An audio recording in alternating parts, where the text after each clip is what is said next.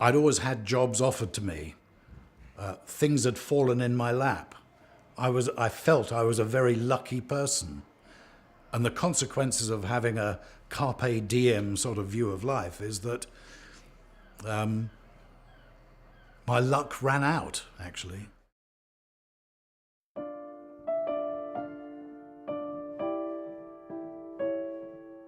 The first night on the park bench was just awful.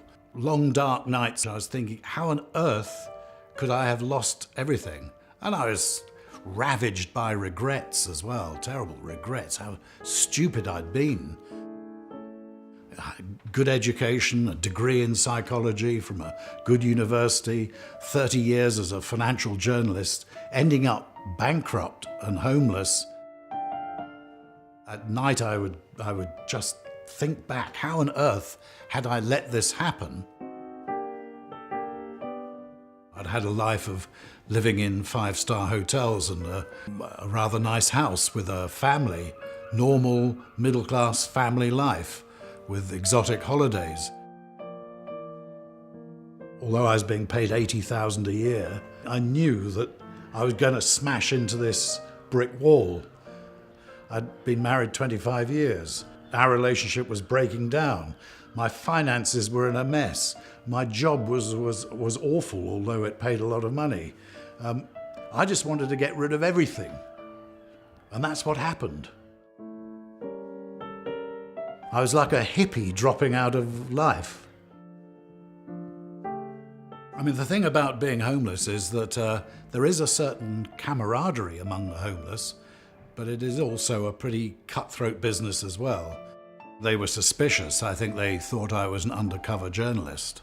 And also because I spoke a bit like a newsreader, possibly because I was a newsreader, they didn't think that I could be a really homeless person.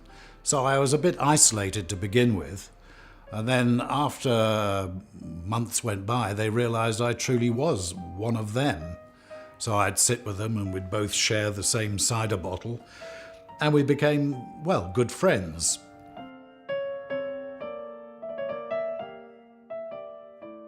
There would be days, often days, where I would actually speak to no one at all. So I was left alone with my thoughts, which was okay as long as I didn't think about regrets, having lost everything. And it did lead to a rather deeper, more spiritual view of things.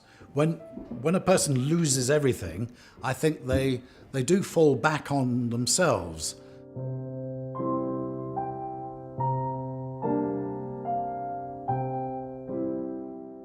So when I was discovered, if you like, on the park bench, first of all by a charity and then by the media, the turnaround was miraculous.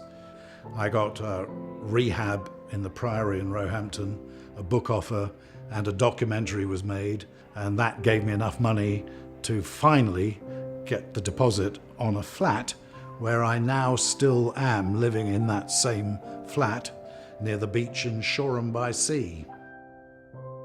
Life has been, since then, partly about attempting to make something of what's left of my life. I still feel as if I have an enormous amount that I can still give, a huge knowledge, huge experience. But as the days go by and I get older and older, you think, well, is this it? Is it all over? Or can I really turn things round and, in a sense, start a third career?